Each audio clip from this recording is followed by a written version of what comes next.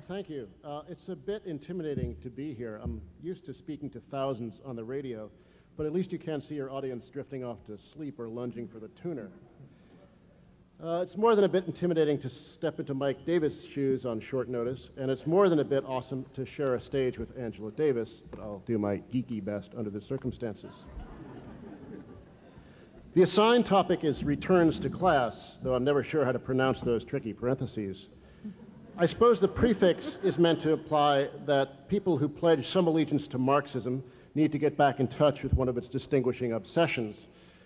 Well, without the prefix, it's a recommendation to those outside the Marxian tradition to take a look at the concept. The implication to me is that radical social analysts have spent the last 2 decades or so thinking mostly about things other than class, race and ethnicity, gender and sex, and it's time to resume thinking about class, wiser for all the other thinking that has gone on in the interim. Or as Kim Moody said in a piece in New Left Review a few years ago, comparing the present with the 1930s, we have the potential to do class right this time. Which leads me to a bit of personal confession, ex-Catholic that I am. I used to be one of those hard-asses who thought there was too much attention being paid to peripheral matters like discourse and desire, and not enough to things like money, as if money were unrelated to discourse and desire. I'm not one of those hard-asses anymore, much to the irritation of some of the unreconstructed hard-asses whose complaints are easily found on the internet.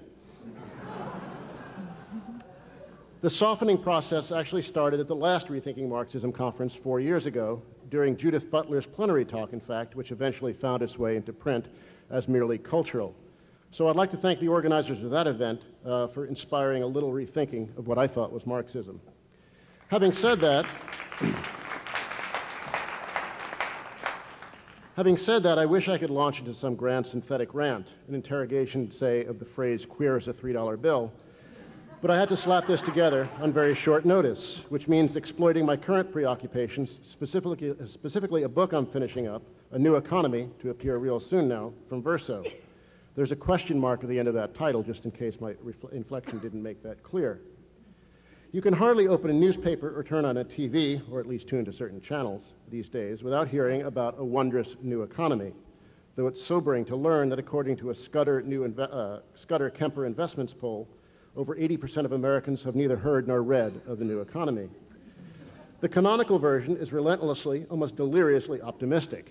It goes something like this. Finally, after a long wait, the computer revolution is paying off economically. It used to be, as the economist Robert Solow famously put it, that revolution was visible everywhere but in the statistics. Now, with the US productivity stats surging forward, Solow's quip has to be retired. It took some time for people and organizations to learn how to use computers, broadly defined to include all other kinds of high-tech electronic gadgetry, but now they've finally learned. All that hardware, now linked from local area networks to the global internet, along with a political regime of smaller government and lighter regulation, has unleashed forces of innovation and wealth creation like the world has never known before. Flatter hierarchies and more interesting work are the social payoffs. Rising incomes and an end to slumps are the economic payoffs. Quality has now replaced quantity, knowledge replaces physical capital, and networks replace old-fashioned hierarchies. The portion of the new economy discourse that's relevant to Marxism, and specifically to this panel, is that it's appropriated a lot of rhetoric about revolution, about the overturning of hierarchies, about the democratization of ownership and the workplace that used to be staples of radical politics. At the same time, though, new economy rhetoric also rejects a lot of the old Marxian catechism. We're now post-material. Scarcity is waning as a social force in an age of endless and almost costlessly reproducible goods like software and movies. Ownership, too, is waning as a social force.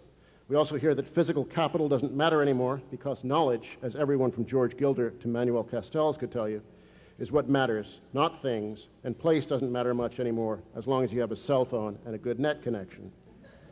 Obviously, I'm extremely skeptical about almost all of these claims, or I wouldn't have had a book to write. One of my favorite of the New Era celebrants is an NYU accounting professor named Baruch Lev. One of the things that makes him a nice target is that he's not a mere journalist, like me, but a professor at a brand-name business school. Lev argues that his 500-year-old discipline is simply inadequate to the ineffable glories of 21st century capitalism. Today, knowledge, not things, rule. That's a fashionable point of view that assumes our ancestors were dolts, as if the wheel and the power loom weren't productive embodiments of knowledge in their own time. Things get interesting when Lev gets specific. One of my favorites of his claims, and others are detailed in the book, which of course will be available soon from Verso, is his idea that accountancy undervalues assets that are associated with a company's brand, which let a company sell its products or services at a higher price than its competitors. This is a version of one of the cornerstones of the new paradigm thinking, the curious doctrine that brand equity, the financial value that stock markets assign to names like Nike and Mickey Mouse, is a kind of capital, like a lathe or even a piece of software. It's easy to see how privately held assets of that more conventional sort can contribute to social wealth. Unless they belong to a bomb factory, their produce can make people better off, even if the profits they generate are appropriated by a relative handful of managers and shareholders. But a brand, as Naomi Klein puts it in her excellent book, No Logo, is a kind of collective hallucination. Nike may gain from selling shoes at $150 that cost a few dollars to make, as do its ad agencies and the media where it plasters its swoosh, and as does Michael Jordan for hawking his branded shoes. But it's hard to see as society as a whole gains. I'm leaving aside the fact that they're actual workers who make the swoosh festooned objects. These simply disappear in new paradigm analysis.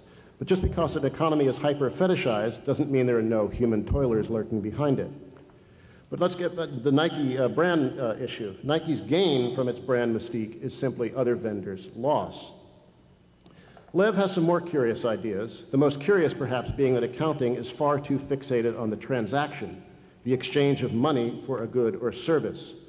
Rejecting several centuries of capitalist history in which the sale of a commodity for more money than it took to produce it, profit, was the system's driving force, Lev argues instead that in a new economy, value is created in far more immaterial ways. When a drug passes its clinical tests, he says, huge value is created, but there's no transaction. Nothing changes hands. Nobody buys anything and nobody sells anything. When a software passes a beta test, it suddenly too becomes valuable, but there's no transaction. Or think about how value is destroyed.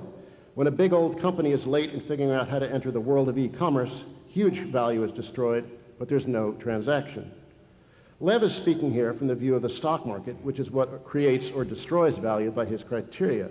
But what he seems to forget is that these movements of value, of the stock market value, anticipate transactions.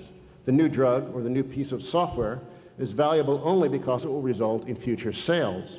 If no one buys these products, the value is illusory. So too is the destruction of value. If the lumbering behemoth is slow with its website, it only matters if it loses sales to nimbler competitors. It's hard to see how even the most advanced outpost in the new economy can leave the transaction behind forever. For now, investors may be willing to buy the stocks, well, not anymore. For a while, investors were willing to buy the stocks of dot-coms whose prospectuses promised years of vast and expanding losses. But we saw after the dot-com stock carnage over the last several months that indulgence had a fixed, if surprisingly long, lifespan. New economy thinking is inseparable from the bull market. It's both its intellectual byproduct and its retrospective justification. Not to pick on Lev, though he's an irresistible target, but the relation is nicely illustrated by his further claim that since the market value of companies in the Standard & Poor's 500 index is about 7 times their underlying book value, in the U.S., knowledge assets account for 6 of every $7 of corporate market value. And he says that with an exclamation point in the original. So you see, knowledge assets drive the new economy. How do we know this? Because the stock market tells us so. How do we know the stock market is right? Well, we just know it is. A historical look at Lev's measure of corporate America's IQ from 1945 to 1998 makes a remarkable reading. By that measure, corporate America got 3 times smarter, or more knowledgeable, take your pick, from 1948 to 1968, then came down with a serious bout of idiocy or ignorance between 1968 and 1981, maybe it was all the drugs, only to recover during the Reagan years. Maybe it was Ron's personal example, but then achieve unprecedented levels of genius in the 1990s. Indeed, corporate America's brainpower tripled between 1990 and 1998. Truly, these are wondrous times. Lev makes a juicy target, but you hear lots of uncomfortably similar stuff on the left. Information is a directly productive, a little live, as we say in radio. Information is a directly productive force, say many. But what is information? Maybe it's a chip design or a drug formula. But in that case, the information is inseparable from a complex manufacturing process. that nonetheless ends in a commodity exchange for money. The designs and formulas are vigorously protected by intellectual property lawyers. Society as a whole would probably be better off if Intel's gross margins weren't 62%, and if Africans with AIDS would certainly be better off if drug prices were a lot lower, but capitalism has never been organized to maximize social welfare. Intellectual property lawyers are the class warriors in expensive suits as much as Pinkertons were in Carnegie's day. Or there's information such as organizational structure and management technique, which is about how best to exploit your workforce. Or there's information like motivational technique, which is about disguising that exploitative relation. Most paradigm challenging may be the stuff that's limitlessly and costlessly reproducible, like software and videos. The movie industry is going to great lengths to protect the code that prevents DVDs from being copied. So far, the expensively suited class warriors are winning this battle. Software may no longer be copy protected, but despite all the threats from open source and free software, not to mention the Justice Department, Microsoft remains one of the greatest and most profitable monopolies the world has ever seen. And even if the DVD code were cracked and Microsoft busted up, industries of this sort represent a surprisingly small share of economic life. Indeed, in the labor market, the mundane will prevail over the chic IT stuff for a long, long time. According to projections from the US Bureau of Labor Statistics, there will be 3 times as many cashiers as system analysts in 2008, 6 times as many retail clerks as computer programmers, and 7 times as many waitresses, and soda jerks as computer engineers. Law enforcement officers and protective service workers, that's the official jargon for security guards and private detectives and the like, these will outnumber computer professionals, the 3 computer professions I just mentioned, by almost 20%. It may be that artists, intellectuals, and journalists rarely fall into the first 2 categories, think that everyone's a knowledge worker these days, but rags and guns greatly outnumber mice as the standard tool of the service worker and will continue to do so as far as the eye can see. And drawing on a point made by Ursula Hughes in the 1999 edition of the Socialist Register, while the physical commodity, one in the classic definition that you can drop on your foot, may be diminishing in importance relative to services, many of those services are the commodification of activities that were once performed without the exchange of money. And much of that labor, whether paid or unpaid, is disproportionately performed by women. McDonald's replaces the home-cooked meal, commercial laundries replace in-house washing, paid childcare replaces the unpaid maternal kind, and now there are signs all over Manhattan advertising a service called urbanfetch.com, which will do your shopping for you, though it remains to be seen whether this, like many e-schemes, has any real future to it. Apropos paid childcare, a delicious factoid about the US labor market is that parking lot attendants, mostly male, or guarding valuable things like cars, are paid more than childcare workers, who are mostly female and who are guarding valueless things like children. Services formerly performed by nonprofits, like education, are increasingly the realm of profit-seeking entities, from Chris Whipple and Benno Schmidt's Edison project to the University of Phoenix. By focusing just on the form of the commodity, good or service, partisans of the weightlessness so common to new economy discourse overlook the monetized social relations behind even the most insubstantial, or apparently insubstantial, virtual wares. Monetized social relations may be encouraging myths of weightlessness in one largely unappreciated way as well.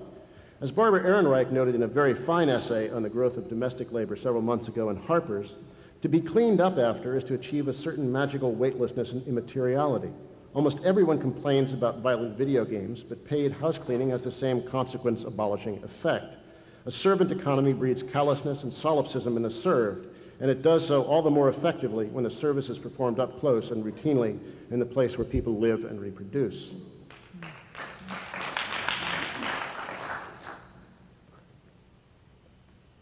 Ehrenreich ties the growth in the professional managerial class's use of domestic labor to the broad polarization of US society, the polarization of incomes, which creates an affluent upper middle class capable of hiring a plentiful supply of poor women, and the polarization of work, where, as she says, so many of the affluent devote their lives to such ghostly pursuits as stock trading, image making, and opinion polling, which renders physical work largely invisible to the opinion-making class. With our shoes made in Indonesia, our cars assembled in Mexico, and a Jamaican to scrub the toilet, it's easy to think that the stuff just doesn't matter anymore, which isn't to say that the 18 million US factory workers don't matter anymore. If I had the time, I'd point out that domestic auto employment today is 130,000 people higher than the day NAFTA took effect, but I don't have the time to go into that. One of my other favorite new economy stories is about the democratization of ownership, thanks to stock options and mutual funds. This is supposed to be a final resolution through the markets of class conflict. Let's look first at options, which are supposedly making employees into owner partners. The National Center for Employee Ownership, a boosterish organization, estimates that between 7 and 10 million non-managerial workers received stock options in early 2000, up from just 1 million a year earlier. Managers, an earlier NCEO study conceded, still receive the lion's share of available options, but the latter release fails to mention that even the 10 million represents under 10% of total employment. And these options frequently serve as a fantasy-laden substitute for actual cash money paid out by firms that are losing pots of money. A San Francisco Fed study, the impact of IPOs in the California economy, estimates that some 134,000 employees enjoyed options in stock issued between 1997 and 1999, with an unrealized value of $68 billion, an average of about $500,000 per lucky worker. That sounds like a lot, but the author of the study failed to offer any perspective. Perspective might have interfered with the dominant spirit of celebration. Option-granted workers represent just under 1% of employment in California, and their unrealized wealth equal just 7% of the state's personal income. Big news for the optioned workers for sure, and big news for Northern California real estate brokers and Jaguar dealers, but not something that changes the fundamental of the US economic and class hierarchy. And the Financial Markets Center examined 50 representative firms in the Fortune 500 and found that 21% of those options were awarded to the top 5 executives, with non-managerial employees getting little or none of the booty. Further, the center discovered that most of these firms were severely underestimating the eventual cost of these options to the firms when the holders exercised those options. For a while, granting options may seem like free money, but at some point, firms are going to have to come up with the shares, which they can do only by issuing new ones, which dilutes the value of existing shares and thus irritating their existing shareholders, or by buying up the shares in the open market, which will cost them real money. But these things are some things to worry about in the future, when things, of course, will be limitlessly prosperous and wonderful. Finally, to bring this exercise in the dismal science to a close, what about the overall wealth distribution numbers? And here I'm looking at wealth, bank accounts, and stock holdings, rather than income, because wealth inequality matters a lot, is paid a little less attention to, and may matter even more than income inequality. Wealth insulates its lucky holders from personal economic crises like unemployment or sickness. It offers the opportunity to go to school, start a business, or make big purchases without going into debt. It confers a degree of social prestige and political power, and it can be passed across generations. By contrast, income is a lot more ephemeral. You could have a good year followed by a bad one. But wealth, if it's not recklessly invested, is usually there through thick and thin. Wealth is also much more, is there some way to moderate that? There's feedback. Okay. Wealth is also more closely tied to Marxian notions of class, since ownership of the means of production these days usually takes financial form, now that complex mediated social relationships have replaced direct ownership. Let's start at the top, the Forbes 400. The newest numbers, the ones from 2000, are in the current issue of Forbes, but I haven't gotten a chance to look at them yet, so I'm working with last year's. Last year, the 400 controlled $1 trillion, up 35% from the previous year. That was 2.4% of total US household net worth, accounted for by just 0.0004% of US households. The 400's share of total wealth has tripled since the Great Bull Market began in 1982. That's not a picture of democratization for sure. Broadening out to the top 1%, that slightly less elite group controlled over 40% of total net worth in 1998, about 4 times their share of total income. The top 1%'s share has been pretty flat over the last decade or so, but flat at a level that's the highest since the days surrounding the 1929 stock market crash. And these numbers include pension accounts and 401ks, the supposed instruments of mass financial democratization. These figures I've just been quoting are based on sorting households by their net worth, with assets under which assets can be held in many forms. But if you look just at stock holdings, the top 1% of share owners held almost half of all stock in 1998. The top 10% controlled 86% of all shareholdings. The bottom 80% of the population held just 4%. How democratic indeed. But what has been democratized in recent years is debt. The biggest growth in credit card and mortgage debt in recent years has been among the bottom half of the income distribution. The rich get richer, and the poor borrow some of their excess cash. Let me conclude, though, on two more optimistic notes. First, the fact that our ideologists have been busily producing tales of democratization, and with them tales of a new flexibility and self-management in the workplace, suggests that there's some great desire for such among the masses, a desire that myth-makers feel the need to fulfill. That suggests that there's at least some imaginative appeal left to the socialist project, even if it's not articulated as such. Unfortunately, though, the ownership of even small amounts of mutual funds can have a toxic psychological effect, leading people to fantasize that they're owners too, and that their material interests are aligned with those of their betters, when in fact the bull market of the last 20 years has been largely powered by an increase in corporate profitability and the ruling class's celebration of its multiple political triumphs, from the busting of PATCO to the collapse of the USSR. But since I'm trying to be more optimistic these days, I'll move beyond that gloomy reservation to say that when I first started talking about the new economy a few years ago, one of the things that seemed truly new was a sense of resignation, even despair, among radical intellectuals and activists. Over the last couple of years, though, there's been a massive upsurge of activism, not just in Seattle, which is almost getting embarrassing to mention. It makes me feel like an old-timer recalling the good old days of yore, but also on campuses, and right now in Prague. Forbes magazine, once again, did a series of ads a few years ago with the tagline, "All hail the final triumph of capitalism." Then final took on the meaning of irreversible. Now it's not completely unreasonable to hope that another meaning was being unconsciously vented by the magazine's copywriters, the last gasp of the old before something new manifests itself. Let's hope so. Thank you.